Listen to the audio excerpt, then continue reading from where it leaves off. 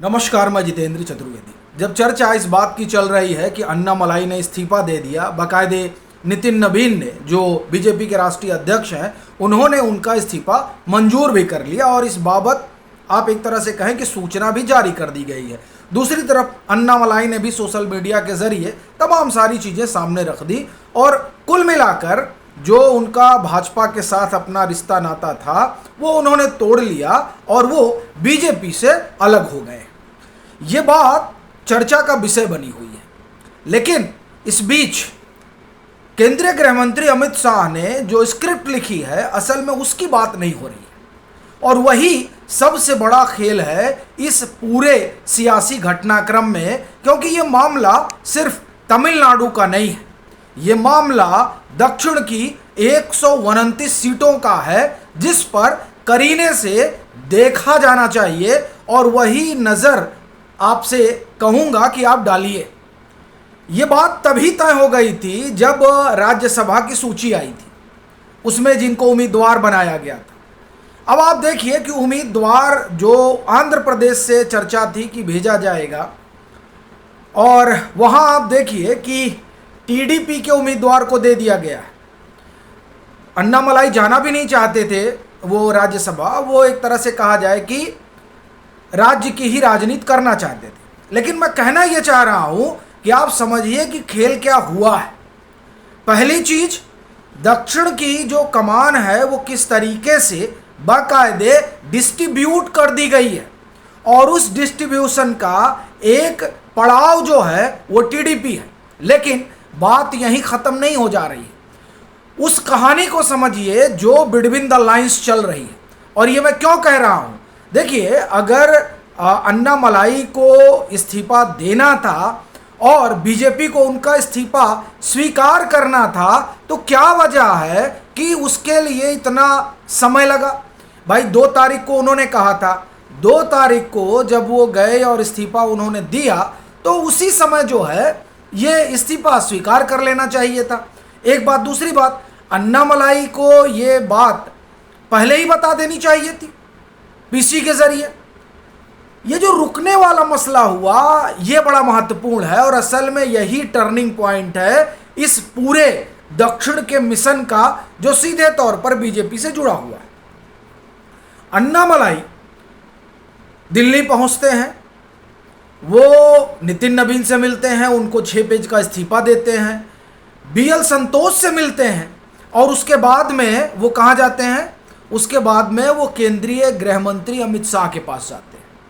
वहाँ वो उनको कोई पुस्तक भेंट करते हैं, दोनों के बीच में बड़ी लंबी चर्चा होती है और उस चर्चा के बाद कहा जाता है कि अन्नामलाई से कहा गया है कि पॉज बटन दबा लीजिए। देखिए, राजनीति में जो खबर आ रही होती है असल में वो खबर नहीं होती है। हम लोगों ने कार्यक्रम किया कि मुलाकात हुई और उस मुलाकात में आपको याद होगा कि हमने एक कार्यक्रम किया था जिसमें ये कहा था कि अमित शाह ने अन्नामलाई के कान में मंत्र फूंक दिया है और ये जो मंत्र है दरअसल उसी मंत्र का ये खेल है। वहां जो बातचीत हुई है, अब इस इस्तीफे के बाद बहुत तस्वीर साफ हो चली है कि वो जो बातचीत है, देखिए, अन्नामलाई को बीजेपी ने यूं ही ग्रूम नहीं किया और अन्नामलाई जो है वो राष्ट्रवाद की जो धारा है उस धारा के अलंबरदार हैं तमिलनाडु में। और उस तमिलनाडु में भगवा कैसे लहराएगा और राष्ट्रवाद कैसे दौड़ेगा, द्रविड़ पॉलिटिक्स को कैसे वहां पर उल्टा टांगा जाएगा, इन तमाम चीज़ों के लिए ज़रूरी है कि वहां पर राष्ट्रवाद का कोई मजबूत सिपाही हो जो जाति के आधार से भी जिसकी वहां पैठ हो और धारा के आधार पर भी उसकी पैठ हो। अन्नामलाई उन दोनों ही, आप ये कहें कि जो पैमाना है उस पैमाने पर पूरा खरा उतरते हैं। वो जिस समूह से आते हैं, उनकी अपनी फॉलोइंग है, वो उस बिरादरी की तमिलनाडु में अपनी अच्छी धमक है। एक दूसरा, युवा उनके पीछे लामबंद है, वैसे ही जैसे थलपति विजय के पीछे लामबंद है। बस फर्क यह है कि थलपति विजय के पीछे वाली जो लामबंदी है वो डीएमके वाली है, और अन्नामलाई के पीछे जो लामबंदी है वो उन युवाओं की है जो सनातन के वाहक हैं। हाँ, बस फर्क कहां आ जाता है कि अन्नामलाई जो है वो फिलहाल बीजेपी में थे, और ये मानकर चलिए ये वाकई में एक हर्डल रहा है बीजेपी के वहां बढ़ने के लिए। अब आप में से कई लोग जो है नाक भौं मुंह सिकोड़ सकते हैं, लेकिन थोड़ा ठहरिए और सोचिए कि विधानसभा चुनाव में क्यों नहीं वहां की आवाम ने बीजेपी एआईएडीएमके गठबंधन को चुना। भाई वो डीएमके से नाराज थे, और ये नाराजगी 2024 के लोकसभा चुनाव में भी थी, लेकिन फिर भी वो ना एआईएडीएमके की तरफ गए और ना बीजेपी की तरफ गए। वो गए किसकी तरफ? डीएमके की तरफ, बावजूद इसके कि वो डीएमके के भ्रष्टाचार से, डीएमके के कुशासन से नाराज थे। उन्होंने चुना किसको? वो इंतजार किया, विधानसभा का उन्होंने इंतजार किया, और विधानसभा चुनाव में उन्होंने सबको नकारते हुए थलपति विजय को चुना। इससे बड़ा स्पष्ट है कि अगर भाजपा को वहां अपना पैर पसारना है, अपना पैर फैलाना है, तो पहली चीज ये होनी चाहिए कि आपकी धारा का व्यक्ति वहां दौड़े, और उसके लिए यह जरूरी नहीं है कि वो बीजेपी में रहे। राष्ट्रीय स्वयंसेवक संघ की एक धारा है, उस धारा के लोगों ने भाजपा बनाई है। उसी तरह से जो अन्नामलाई है वो आप एक तरह से कहें कि उस धारा के अलंबरदार हैं, जो अब मजबूती के साथ खड़े होने के लिए तैयार है। कहां पर? तमिलनाडु में। वो देखिए वो कोयंबटूर से यात्रा शुरू करने जा रहे हैं। अमित शाह से जब उनकी बात हुई थी तो अमित शाह ने कहा था कि कोई दिक्कत नहीं, आप शुरू करिए, लेकिन अगर आप हमारे बैनर तले शुरू करेंगे तो और अच्छा है। लेकिन सही मायने में जो कहा जाता है वो लिटरली नहीं होता है। यानी अमित शाह ने वहां जो इशारा किया होगा कि निकालो समर्थन तो पूरा करेंगे, लेकिन अच्छा है अपनी पार्टी बना लो। देखिए वहां तभी बीजेपी अपना परचम लहरा सकती है।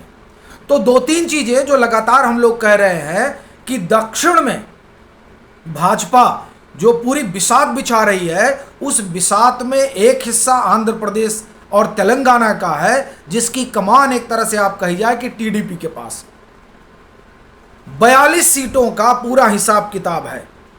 उन 42 सीटों में चंद्रबाबू नायडू और पवन कल्याण ही आप कहें कि सबसे ज़्यादा इफेक्टिव हैं, और उसका एक कारण तो यह भी है कि जो रेवंत रेड्डी हैं वो इनके चेले हैं, वह पहले टीडीपी में ही थे।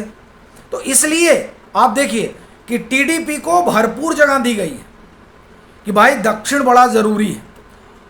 और सेट करो इस बात के लिए भी कि अभी हम लाने जा रहे हैं 2 बिल, ये डिलिमिटेशन वाला और उसके बाद में वीमेन रिजर्वेशन वाला।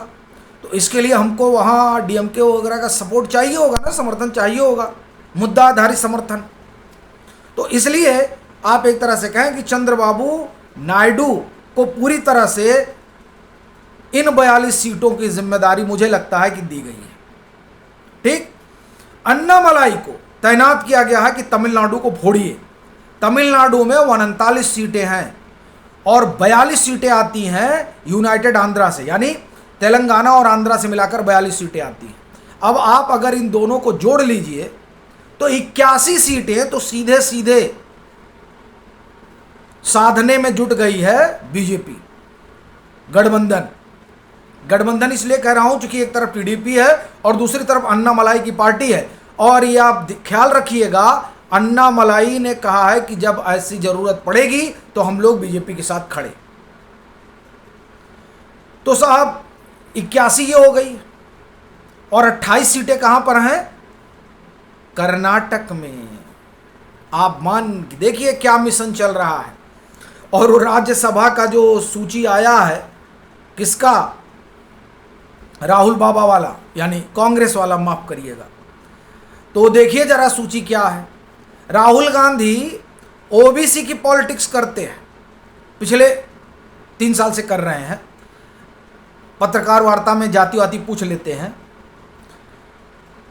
वो उन्होंने जो सूची जारी की है उसमें ओबीसी कोई नहीं है। अगर कोई होगा तो आप बताइएगा, हम गलती सुधारेंगे। मैं जो समझ पाया हूं कि इसमें ओबीसी कोई नहीं है।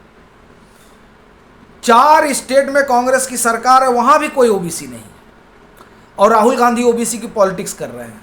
ऐसी स्थिति में तमिलनाडु की जो 28 सीटें हैं, माफ करिए कर्नाटक की जो 28 सीटें हैं, वो राहुल गांधी ने खुद ब खुद कांग्रेस को दे दी, माफ करिए बीजेपी को दे दी।